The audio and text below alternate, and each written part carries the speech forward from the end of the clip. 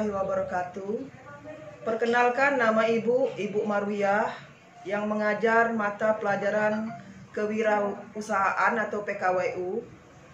Di sini materi kita di bab pertama itu adalah memanfaatkan limbah untuk bahan kerajinan. Jadi di sini dalam berwirausaha kita harus punya sifat. Pertama itu adalah percaya diri. Yang kedua, berorientasikan tugas dan hasil. Yang ketiga itu berani mengambil risiko. Yang keempat, kepemimpinan. Dan yang kelima adalah keorisinilan atau keaslian. Itu bisa kalian baca di buku paket, yaitu di halaman 3 dan di halaman 4. Untuk tugas pertama, kita akan membuat di sini bahan limbah yang kita gunakan adalah kardus. Jadi pada pertemuan pertama ini kalian akan membuat, yaitu cara membuat tempat pensil dari kardus bekas. Jadi bisa kita mulai ya. Baiklah, kita akan memulai cara membuat tempat pensil dari kardus bekas. Di sini langkah awal yang kita siapkan adalah kardus seperti yang ada di gambar sini. Itu bisa kardus apa saja. Terus kita potong menggunakan cutter sesuai dengan ukuran yang kita inginkan. Jadi kita bisa menggunakan cutter supaya proses pengguntingannya bisa lebih rapi. Kalau tidak ada cutter juga gunting juga bisa. Di sini kita tentukan ukuran yang kita buat di sini. Ini sudah tercantum berapa ukurannya masing-masing. Yang bagian tengah itu 10 cm dikali 20 cm, bisa dilihat ukurannya. Seperti ini. Setelah itu di bagian-bagian yang sudah tergunting tadi kita isolasi menggunakan isolasi kertas. Jadi untuk menghubungkan antara sudut-sudut yang sudah terpotong. Terus kita lipat seperti ini. Siapkan kertas kado bekas. Terus diberi lem kertas pada setiap ujung-ujungnya. Kita tempel pada kertas kado yang sudah kita siapkan. Terus kelebihannya bisa kita simpan, karena nanti juga akan bisa digunakan untuk lebih lanjutnya. Terus kita potong menggunakan gunting setiap sudut, supaya nanti bisa dilipat dengan rapi. Terus ini bagian sudut yang sudah kita tekan tadi, kita tekuk seperti ini. Nah seperti itu. Jadi bagian dalamnya harus sudah kita tutup dengan kertas kado. Jadi sudah tidak kelihatan lagi kalau ini dari barang bekas. Nah, dilipat seperti itu. Terus di bagian sudutnya kita tempel isolasi seperti ini, seperti yang ada di dalam gambar. Kita lipat seperti itu.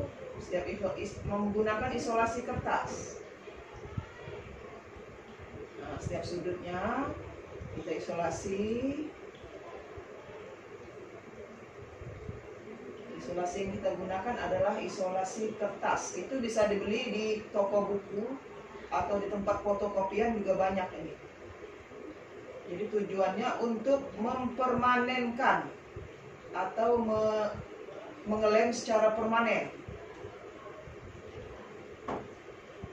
Isolasi ini kita lepas lagi. Terus kita itu kan mengandung lem untuk isolasi itu. Jadi kita langsung lem di bagian pinggir itu, kita tempelkan kertas kado yang berlebihan tadi, kita tutupi bagian kardusnya supaya tidak tampak lagi. Nah seperti itu. Itu bagian dalam ini. Nah, bagian dalam selesai. Kita akan menyiapkan, ini ada jenis magnet. Ini bisa dibeli di bagian bengkel. Biasanya di bagian onderdil mobil itu bisa dicari dan harganya bisa sangat terjangkau. Ini termasuk jenis barang bekas juga ini. Nah, itu di bagian itu kita lubangi sesuai dengan ukuran magnet itu sendiri. Nah, kita beri magnet, sepasang magnet. Terus kita tempel menggunakan isolasi kertas tadi di bagian pinggirnya sebelah luar. Gunting. Usahakan serapi mungkin. Terus kita tempel lagi.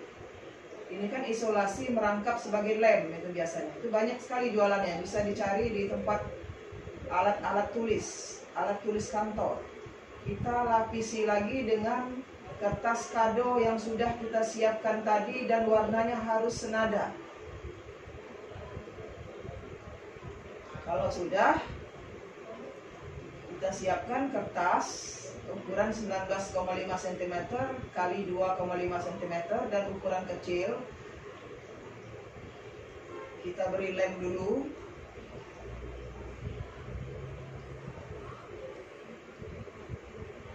Semuanya kita lem bagian pinggir.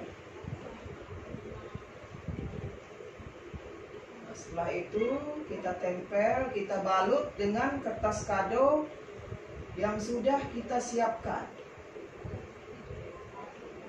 Fungsinya untuk menutupi kertas kardus supaya tidak kelihatan bahwa itu adalah terbuat dari barang bekas. Kalau sudah, kita tempel di bagian tengah. Ini juga yang bagian kecil juga sama. Fungsinya adalah sebagai pembatas. Sebagai pembatas. Nah, seperti itu. Jadi yang bagian kecil ini ada dua. Ini bisa dikira-kira ukurannya. Sebagai pembatas di bagian dalam wadah pensil. Karena di bagian wadah pensil tadi biasanya alat tulisnya bukan hanya pena, tapi biasanya ada penghapus, runcing. Nah, kita batasi agar istilahnya bisa lebih berkreasi atau nilai seninya bisa lebih tinggi. Nah, kita batas seperti ini. Setelah ukurannya selesai, ini bisa dikasih lem. Kita bisa menggunakan lem tembak atau lem biasa. Yang penting kekuatannya bisa terjamin. Selanjutnya kita akan mempersiapkan untuk bagian luar. Untuk bagian luar dari kotak pensil yang bagian dalamnya sudah selesai kita kerjakan. Sama, ukurannya sesuaikan dengan ukuran bagian dalam. Kita beri isolasi untuk mempererat antara sambungan yang satu dengan sambungan yang lainnya. Kita lipat. Terus bagian dalam yang sudah kita kerjakan tadi kita cocokkan. Apakah sesuai ukurannya atau tidak. Nah, magnet yang harus disiapkan adalah sepasang. Magnet pertama ditempel di bagian dalam dan magnet yang kedua ditempel di bagian luar. Untuk magnet bisa kalian beli atau bisa kalian cari di bengkel-bengkel, baik itu bengkel mobil atau bengkel motor. Beli yang bekas. Itu biasanya harganya lebih terjangkau. Nah, setelah bagian luar seperti ini, kita tetap bungkus menggunakan kertas kado, cuman motifnya harus senada. Beri lem, terus ditempelkan seperti ini. Nah, seperti itu. Terus magnetnya, kalau tidak ada magnet, itu bisa digunakan, bisa memakai kancing bekas.